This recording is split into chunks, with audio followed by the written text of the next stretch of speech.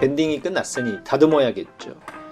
이 다듬는 과정이 매우 복잡합니다. 특히 2D 형태의 밴딩이다, 직선의 밴딩이다 그런다면 얘도 마찬가지로 수압대패로 기준면 잡고 자동대패 쳐버리면 쉽게 면을 잡을 수가 있는데, 지금 이 작업은 3D예요. 밴딩이 두 방향으로 곡률이 있는 거기 때문에 완전 수작업, 손대패를 이용해서 면을 잡아야 되는 부분이기 때문에 이 부분에서 시간이 오래 걸릴 것 같습니다. 그리고 작업도 까다로웠어요.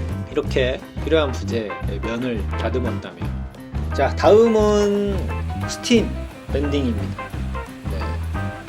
제가 사용하는 해빙기 좋아요. 네. 가격이 좀 비싸긴 하지만 완벽한 스팀을 제공해주고, 그리고 우리같이 지하에 있는 이런 공방, 한겨울에 수도가 얼었을 때 수도도 얼려준 거를 풀어주고 아주 유용한 기계입니다. 그래서 제가 스팀 밴딩 할 때 사용하는 스팀 해빙기를 이용해서 지금 스팀 밴딩 하는 과정인데, 이 작품은 패브릭이 들어가요. 이 패브릭이 등받이 역할을 했을 때 뒤로 빠져나가지 않게 턱을 만들어줘야 하는데, 이거를 테스트해본 결과 부러진다. 그래서 어쩔 수 없이 부러짐을 방지하기 위해서 스팀을 먹여줍니다. 스팀 밴딩 할 때 시간은 인치당 1시간이거든요. 25mm에 1시간. 그러면 얘는 5mm니까 약 15분 정도를 스팀을 내린 다음에 밴딩을 해줍니다. 밴딩을 해주는 것도 마찬가지로 밴딩 틀에다가 클램핑을 해주면 되는데, 1차적으로 완성된 부재에 직접 연결해서 밴딩 틀처럼 사용하는 경우죠. 어차피 저기에 저렇게 붙어야 되기 때문에 따로 밴딩 틀을 만들지 않고 필요한 부재에 필요한 만큼 1차적으로 밴딩을 해주는 거예요. 이때는 본드를 하지 않고 밴딩만 한 다음에 어느 정도 나무가 휘어져 있을 때 다시 건식 밴딩 하듯이 본드를 발라서 부재에 직접 고정을 시켜줘. 이때는 또 건식 밴딩이 되거든요. 그래서 이 건식과 습식은 어떤 작업 방법을 선택을 해야 하느냐는, 그건 효율이에요. 작업의 효율을 목적으로 그 두 장르를 선택을 하는 거지.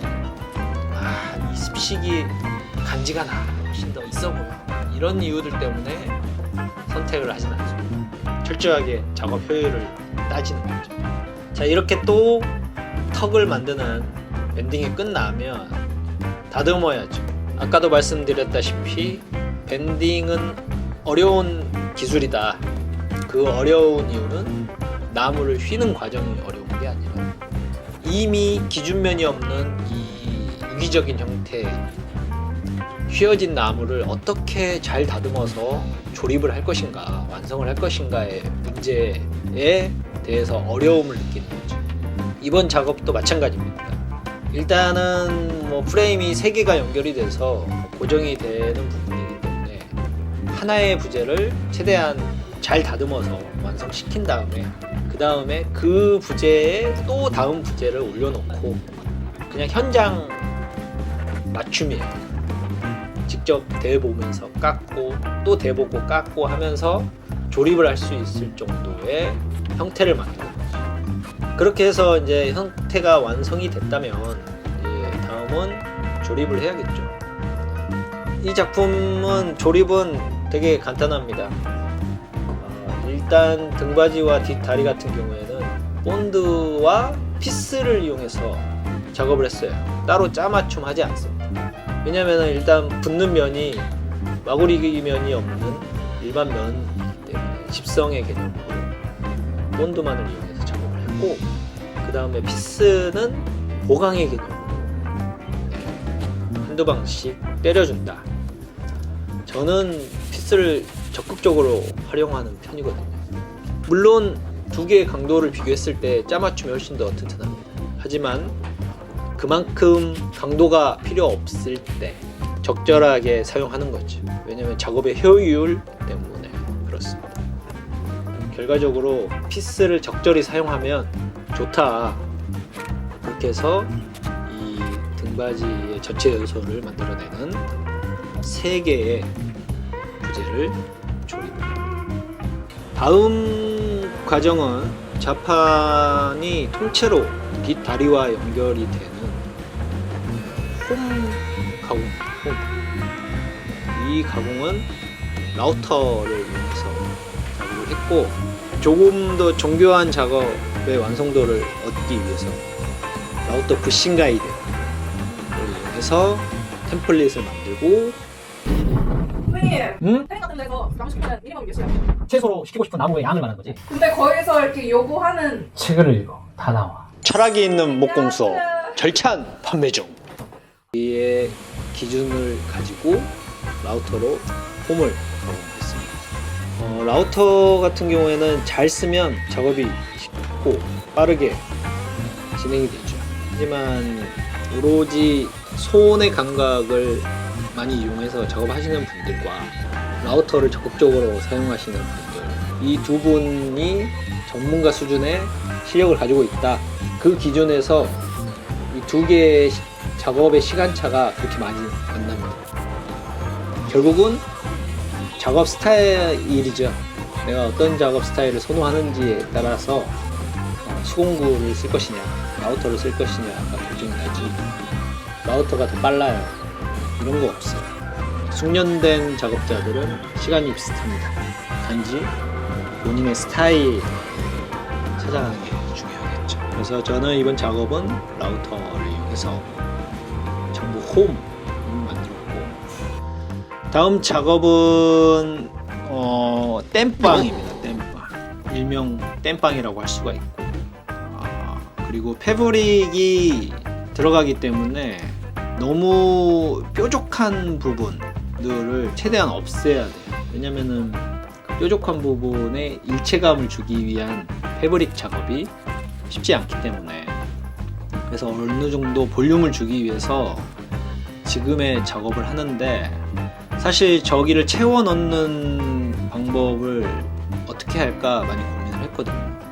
근데 짜맞춤, 순수 짜맞춤 형태로 틈이 없이 작업하기란 쉽지 않겠다라고 생각을 하고 에폭시를 사용을 하기로 했습니다. 그래서 일단 들어가는 조각들을 작업을 어떻게 할까를 고민하다가 저렇게 마스킹 테이프로 필요한 만큼의 조각들을 마스킹 테이프를 이용해서 1대1로 그 형태를 만드는 거지. 뽑아내는 거. 나름 짱구를 부리는 거지. 벨트 샌더 또는 스핀들 샌더를 이용해서 다듬어 주는 거죠. 이때도 1대1의 현장감을 최대한 살려서 부재를 옆에다 놓고 조금씩 맞춰가면서 작업을 하다 보면 뭐 그렇게 어렵지 않게 작업을 합니다. 왜냐? 틈은 에폭시가 메꿔줄 거니까. 그래서 에폭시 작업을 하고 고정을 시키면 저렇게 패브릭 들어가는 볼륨도 만들어주고 틈도 메꿔주고 일석이조지. 에폭시 같은 경우에는 한 24시간 건조시킵니다.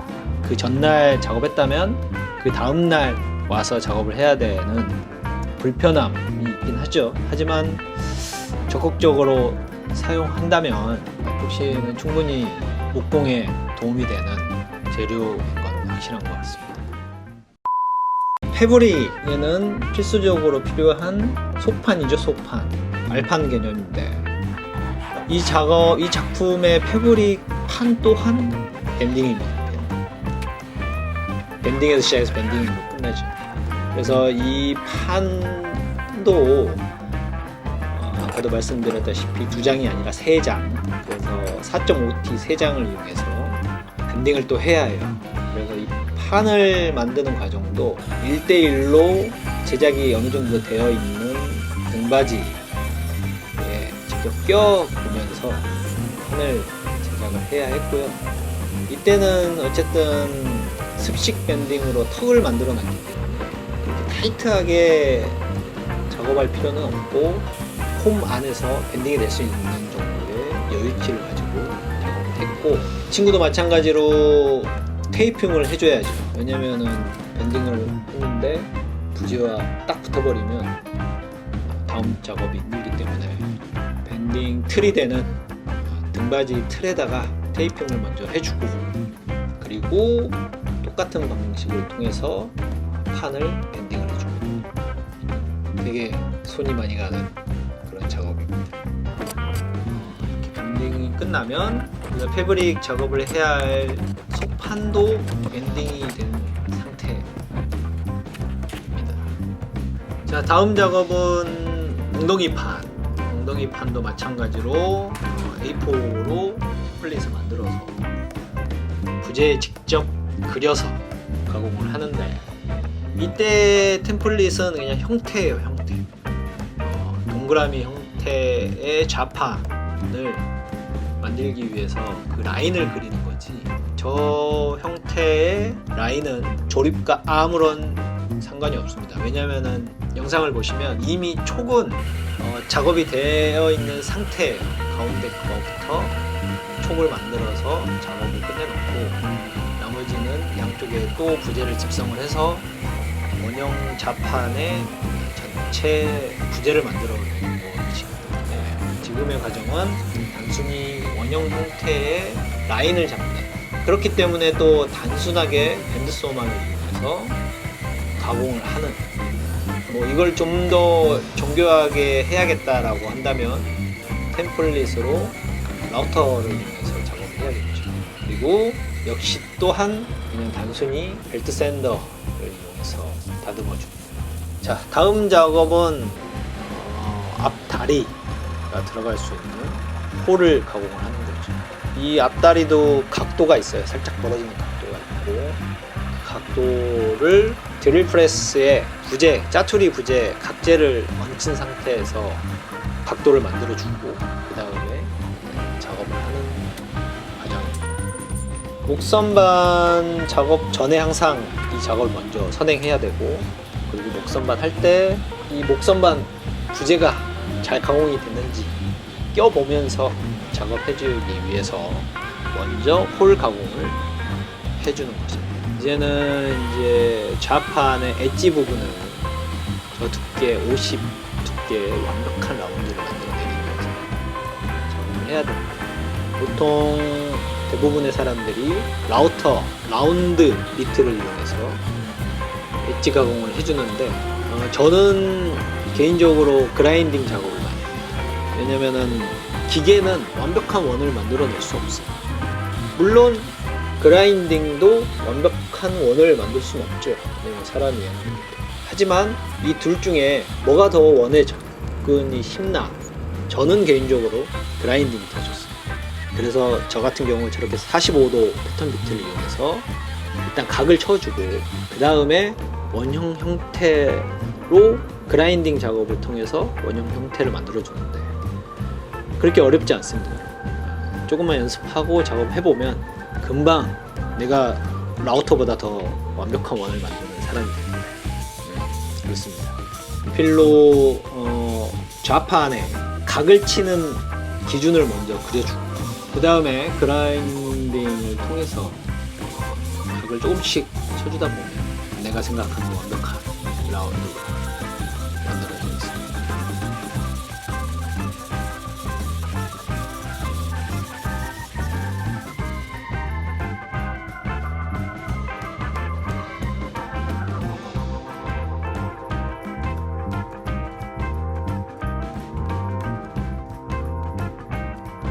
자, 좌판 같은 경우에도 이 굴곡을 줬거든요. 저 착자감이 파인다고 해서 얼만큼 더 편하겠느냐. 신미성입니다. 목표는 신미성. 부드럽게, 물론 이제 엉덩이의 느낌도 좋아지겠죠. 그래서 저런 부분들도 저는 기계를 사용하지 않고 어지간하면 그라인딩 작업을 통해서 나만의 굴곡을 만들어내야 됩니다. 그런 목표를 가지고 작업을 하는 편입니다. 자, 다음은 뒷다리에 연결되어 있는 장부 홈에 맞춰서 장부 촉을 가공하는 건데요. 보통 우리가 홈보다는 촉이 더 쉽죠, 가공하기. 그래서 홈을 먼저 만들어 놓고 거기에 맞게 촉을 작업하는 것이 훨씬 더 유리하기 때문에 수공구를 이용해서 촉을 가공해줍니다. 사각의 부재를 팔각으로 만들고 16각, 32각 그 이상의 각을 만들어내면 원이 되겠죠. 이 원이 되는 이 과정, 이 손맛이 되게 좋습니다. 특히 목선반은 표면이 되게 부드럽게 원형 형태의 작업물을 만들어낼 수 있다면 이 손대패를 이용해서 봉을 만드는 것 자체가 만들어진 결과물에 대한 손맛이 정말 좋거든요. 눈으로 보이기에는 원의 형태인데 만져보면 미세한 각이 느껴지는 이 손맛이 있기 때문에 이것도 뭐 취향이죠. 그래서 이런 작업은 손대패를 이용해서 봉을 만드는 과정이고, 지금 화면에 나오는 저 비트는 이미 선행되어진 홀 가공에 사용한 비트. 그 비트를 이용해서 저렇게 살짝 표시만 나도록 부재 끝에다가 해주는 이유는 저 기준을 이용해서 봉을 만들겠다. 저렇게 해놓으면 따로 측정을 하지 않고서도 빠른 시간에 작업을 할 수가 있다. 기준이 되는 표시라고 이해를 하시면 됩니다. 그래서 손대패로 이렇게 착착 하는 맛도 있어요. 재밌습니다. 이렇게 해서 보강 프레임을 손대패를 이용해서 구멍을 만들고, 다음은 이제 대망의 조립이죠. 조립은 항상 블럭을 쌓아 올리듯이 아래서부터 차곡차곡 위로 쌓아 올리면 되는 부분이고, 클램핑을 하면 뭐를 해야 해요? 항상 여러분들이 공식적으로 기억해야 할 거는, 클램핑을 하고 난 후에는 직각을 체크해라. 직각을 체크를 하고, 그리고 또 뭐 합니까? 결정하는 거예요. 클램핑이 끝나면 지금 본드를 제거를 할 것이냐, 아니면 건조가 끝나고 본드를 끌로 제거를 할 것이냐 결정을 하면 되는데, 저 같은 경우에는 직선 가구다. 그러면 어지간하면 본드가 완벽하게 건조가 된 후에 끌로 따내는 스타일이고, 지금 이 작품처럼 곡선이 많다, 끌을 쓰기가 애매하다 그러면은 바로 클램핑이 끝난 다음에 물티슈 같은 걸 이용해서 본드를 제거합니다. 이때는 어설프게 하면 안 돼요. 정말 그 칫솔 같은 걸로 완벽하게 긁어낸다라는 느낌으로 본드를 제거해야지만이, 만약에 어설프게 물티슈로 그냥 긁어낸다라는 개념으로 제거를 했다면 나중에 그 본드가 번져서 또 나무에 스미거든요. 그거 자체를 제거하는 것도 더 일이야. 일이 커진다라는 개념인데, 만약에 물티슈를 이용해서 본드를 제거하겠다라고 한다면 정말 칫솔 같은 걸로 빡빡 긁어내듯이 좀 과하게 완벽하게 내가 제거하겠다라는 생각으로 본드를 제거하시는 게 좋습니다.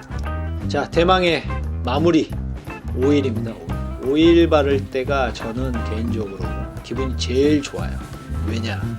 이제 드디어 이 기나긴 작업이 끝났구나 라는 종지부 오일 바를 때 기분이 매우 좋아요.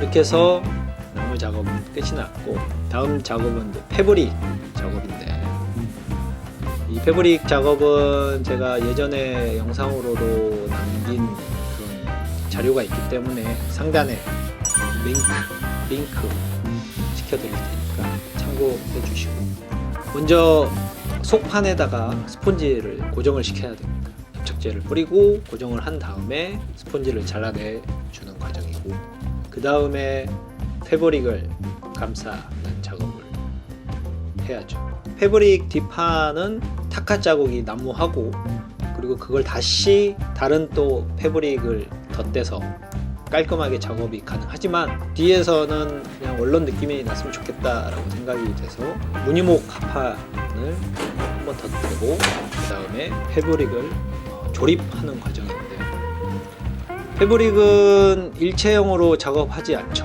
왜냐면 나중에 오염이 생겼을 때나 청가리 할 때 또 분해를 해야 하는 부분이기 때문에 조립 형태로 작업을 하는데, 이때 제가 사용한 게 황동 피스예요. 그리고 피스 머리가 십자가 아니라 일자.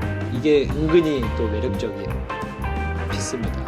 조형적으로도 이쁘고 황동 일자 피스를 구해서 조립하는 과정이고 이로써 나뭇잎 체어를 완성하게 됐습니다. 자, 그러면 나뭇잎 체어 제작 영상 디테일 마치도록 하겠습니다.